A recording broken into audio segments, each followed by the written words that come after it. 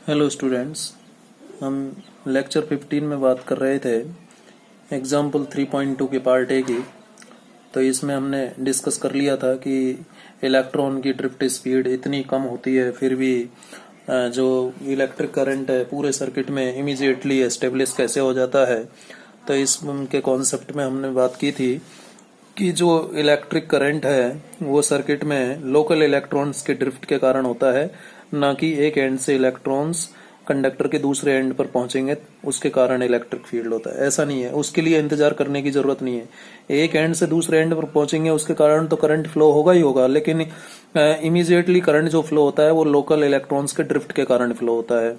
तो electric field का speed 3 × 10⁸ metre पर सेकेंड होता है और ये बहुत ही हाई स्पीड है। इस वजह से इलेक्ट्रिक फील्ड तो हर जगह एस्टेब्लिश हो जाएगा विद इन फ्यू सेकेंड्स।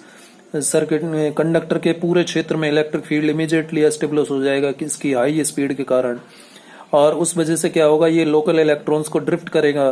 ठीक है, तो इलेक्ट्रिक करंट को सर्किट में एस्टेब्लिश होने के लिए एक एंड से इलेक्ट्रॉन्स को दूसरे एंड पर इलेक्ट्रॉन आएंगे उसका इंतजार करने की जरूरत नहीं है। वो तो इलेक्ट्रिक फील्ड जैसे ही डेवलप होगा इमीडिएटली पूरे सर्किट में करंट एस्टेब्लिश हो जाएगा। हाँ, लेकिन करंट को मैक्सिमम होने के लिए कुछ सेकेंड्स का समय लगता है, शॉर्ट पीरियड ऑफ टाइम लगता है।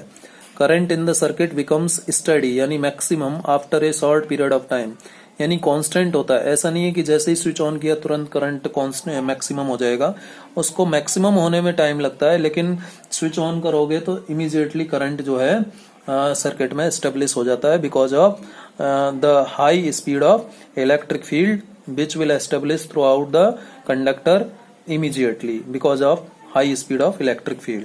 ठीक है, तो ध्यान रखिएगा, जैसे ही स्विच ऑन करते हैं बल्ब जल जाता है तो इसका मतलब करंट वहां पहुंच गया। इसका मतलब कौन पहुंच गया? इलेक्ट्रिक फील्ड पहुंच गया, क्योंकि उसका स्पीड ज्यादा होता है और वो इलेक्ट्रिक फील्ड क्या करेगा, लोकल इलेक्ट्रॉन्स को ड्रिफ्ट करेगा, जिस वजह से करंट एस्टेब्लिश हो जाएगा इमीडिएटली और कुछ समय के बाद करंट जो है मैक्सिमम हो जाएगा।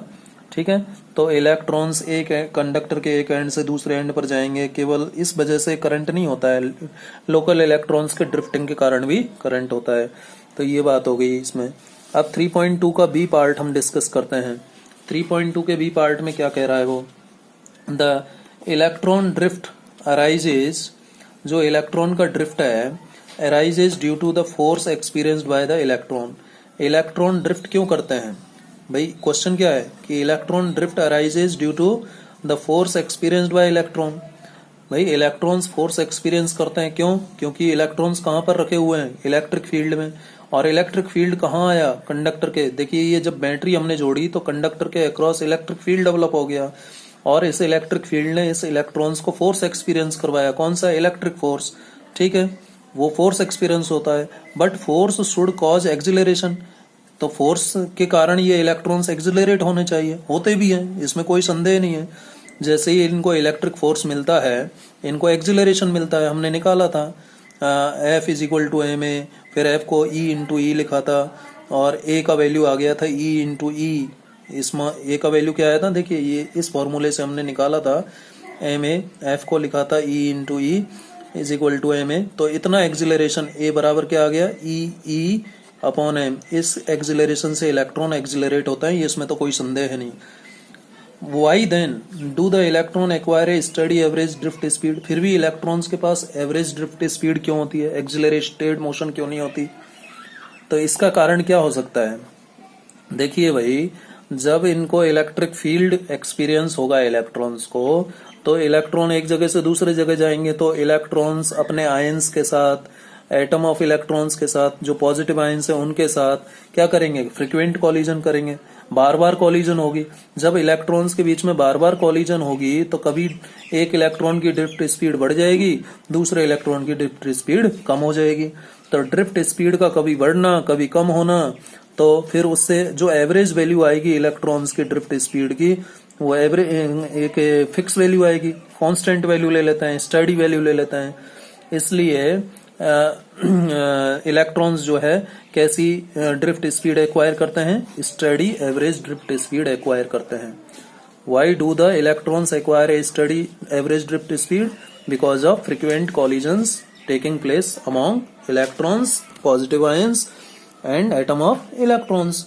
और उन कॉलिजन्स की वजह से इनका ड्रिफ्ट स्पीड कभी बढ़ता है कभी कम होता है, किसी का बढ़ जाएगा किसी का कम हो जाएगा। तो फिर हम ऐसे केस में क्या होगा, इलेक्ट्रॉन्स के पास जो ड्रिफ्ट स्पीड आएगी वो कैसी होगी, स्टडी एवरेज ड्रिफ्ट स्पीड होगी। एवरेज ही तो लेते हैं हम, ठीक। चलिए, ये तो 3.B पार्ट की बात हो गई। अब 3.C में बात कर लेते हैं। 3.C पार्ट जो है, ये 3.C पार्ट है हमारा। 3.C 3.2C 3.2C में क्या कह रहा है, if the electron drift speed is so small. सच बात है, इलेक्ट्रॉन की ड्रिफ्ट स्पीड तो बहुत कम होती है।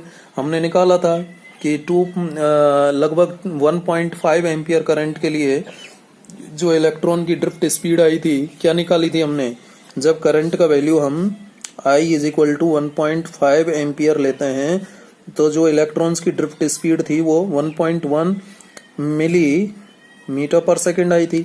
इतनी कम ड्रिफ्ट स्पीड है।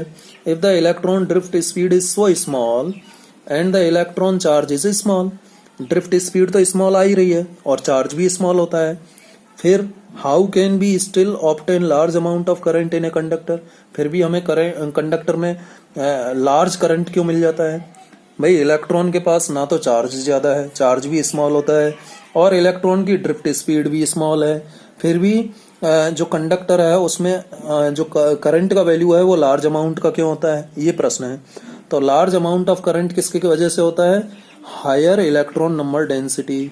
भले ही इलेक्ट्रॉन का चार्ज स्मॉल है, भले ही इलेक्ट्रॉन की ड्रिफ्ट स्पीड स्मॉल है, लेकिन जो इलेक्ट्रॉन की नंबर डेंसिटी है, एन का जो वैल्यू है वो काफी ज्यादा है। और वो कितना है, लगभग 10⁻28 पर मीटर क्यूब ऑर्डर का है।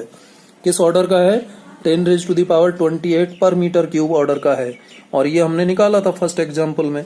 देखिए फर्स्ट एग्जाम्पल में 3.1 में हमने बात की थी, कितना आ रहा था नंबर डेंसिटी, 8.5 इंटू 10⁻28 पर मीटर क्यूब। तो ये कोई छोटी मोटी वैल्यू नहीं है, बहुत large value, very large value of electron density. तो इलेक्ट्रॉन डेंसिटी का वैल्यू बहुत ज्यादा होने की वजह से जो करंट है हमें सर्किट में यानी कंडक्टर में वो लार्ज अमाउंट का मिलता है, ठीक है। चलिए 3.D की बात करते हैं। 3.D में क्या कह रहा है, when electron drift in a metal from lower to higher potential। Electron कहां से कहां ड्रिफ्ट करते हैं, देखिए ये कंडक्टर है, ये कंडक्टर है और ये जुड़ा हुआ है एक बैटरी से, ठीक है। ये जुड़ा हुआ है बैटरी से, ये पॉजिटिव है ये नेगेटिव है। पॉजिटिव है तो ये पॉजिटिव पॉलरिटी हो जाएगी और इसकी नेगेटिव पॉलरिटी, जहां पॉजिटिव है वहां हाई पोटेंशियल, जहां नेगेटिव है वहां लो पोटेंशियल। यहाँ लो है और यहाँ हाई है। तो क्या कह रहा है, when electron drift in a metal from lower to higher potential. Electron कहां से कहां जाएंगे, इस तरफ जाएंगे, ड्रिफ्ट वेलोसिटी vd से, लोअर से हायर पोटेंशियल की तरफ जाते हैं। Does it mean that all the free electrons of the metal are moving in the same direction. क्या इसका मतलब सभी इलेक्ट्रॉन्स इसी डायरेक्शन में जाते हैं, ये प्रश्न है। समझ में आया प्रश्न, कि जब हम इसको एक बैटरी से जोड़ देते हैं, ठीक है, तो क्या सभी इलेक्ट्रॉन्स जो है लोअर पोटेंशियल एंड से हायर पोटेंशियल एंड की तरफ जाएंगे, सभी की सभी एक ही डायरेक्शन में मूव करेंगे क्या, नहीं, ये कोई जरूरी नहीं है, ये कोई जरूरी नहीं है, ठीक है। नो आंसर होगा नो, ये कोई जरूरी नहीं है। ऐसा नहीं है कि सभी की सभी इलेक्ट्रॉन एक ही डायरेक्शन में जाएंगे। हम क्या लेते हैं, एवरेज ऑफ ड्रिफ्ट वेलोसिटीज लेते हैं। एवरेज क्यों लेते हैं, क्योंकि उनकी रैंडम डायरेक्शंस होती हैं इलेक्ट्रॉन्स की मूवमेंट की, इसलिए एवरेज ले रहे हैं। इसलिए सभी इलेक्ट्रॉन्स जो है मेटल के अंदर सेम डायरेक्शन में मूव करेंगे ऐसा जरूरी नहीं है, ठीक है। चलिए नेक्स्ट 3.2E की बात करते हैं। 3.2 का लास्ट पार्ट क्या कह रहा है, e part, are the path of electrons straight lines between successive collisions। Are the paths of electrons straight line between successive collisions। मतलब क्या इलेक्ट्रॉन्स के बीच में जो कॉलिजन होती हैं, एक कॉलिजन के बाद में दूसरी कॉलिजन होगी तो उसे हम कहते हैं सक्सेसिव कॉलिजन। क्या सक्सेसिव कॉलिजन्स के बीच में इलेक्ट्रॉन्स का जो पाथ है वो स्ट्रेट होता है, स्ट्रेट लाइन होता है with the positive ions of the metal. Electrons की जो कॉलिजन्स होती हैं पॉजिटिव आयंस के साथ, उन फ्रीक्वेंट कॉलिजन्स के बीच, सक्सेसिव कॉलिजन्स के बीच जो इलेक्ट्रॉन्स का पाथ है क्या वो स्ट्रेट लाइन होता है। दो केसेज में बताना है। एब्सेंस ऑफ इलेक्ट्रिक फील्ड में क्या स्ट्रेट होता है, प्रेजेंस ऑफ इलेक्ट्रिक फील्ड में क्या स्ट्रेट होता है। देखिए जब इलेक्ट्रिक फील्ड एब्सेंट है, इलेक्ट्रिक फील्ड अप्लाई नहीं किया है, इलेक्ट्रिक फील्ड अप्लाई नहीं किया है, इसका मतलब ये कंडक्टर है और ये कंडक्टर है, इसमें ये इलेक्ट्रॉन्स हैं, ठीक है।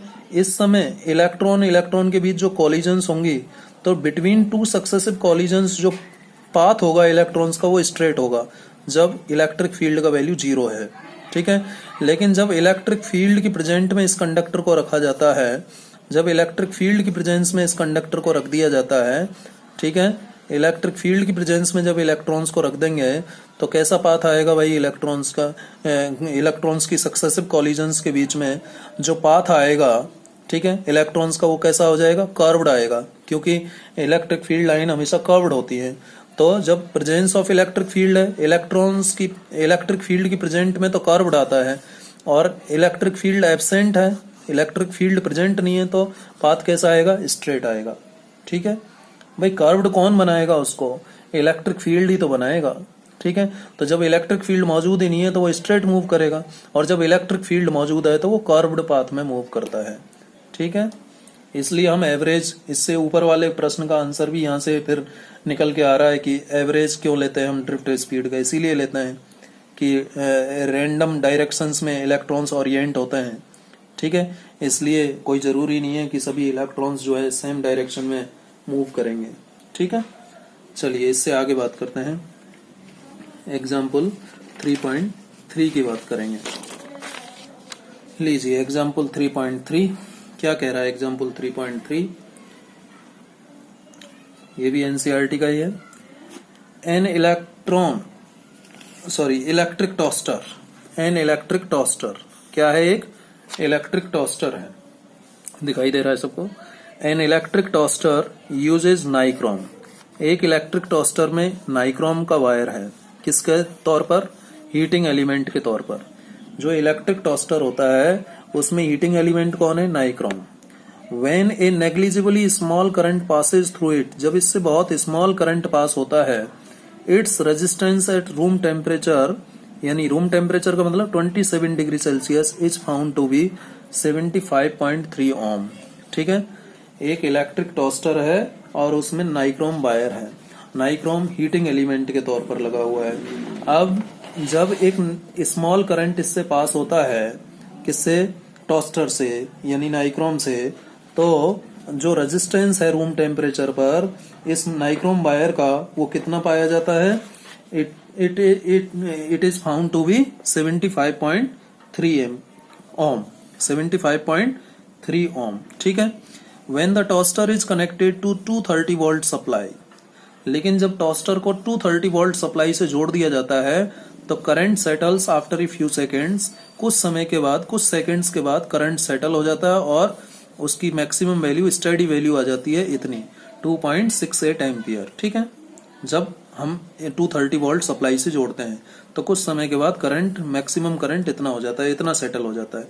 What is the study temperature of nichrome element, यानी जब करंट इतना हो जाता है तो टेम्परेचर कितना है नाइक्रोम एलिमेंट का वो पता करना है। The temperature coefficient of the resistance of nichrome averaged over the temperature range involved is, temperature coefficient आपको दे रखा है नाइक्रोम का इतना, ठीक है। तो क्या गिवन है पहले तो वो देख लें, क्या गिवन है। इस बहुत ही आसान सा सवाल है। गिवन दैट देखिए रूम टेम्परेचर, यानी जब temperature T is equal to 27 degree Celsius या 300 केल्विन में कह सकता हूँ। कैसे निकाला, 27 प्लस 273 ऐड कर देते हैं तो इस तरीके से 300 केल्विन आ जाता है। यानी रूम टेम्परेचर की मैं बात करूं, यानी रेजिस्टेंस एट 27 डिग्री सेल्सियस, ठीक है। इसको मैं सिंपली अब ऐसे लिखूंगा R27, इसका मतलब 27 डिग्री सेल्सियस पर रेजिस्टेंस, और ये दे रखा है आपको कितना, 75.3, ठीक है। 75.3 दे रखा है, कितना दे रखा है, 75.3 दे रखा है। इस टेम्परेचर पर, किस टेम्परेचर पर, 27 डिग्री सेल्सियस पर रेजिस्टेंस दे रखा है नाइक्रोम का, ठीक है।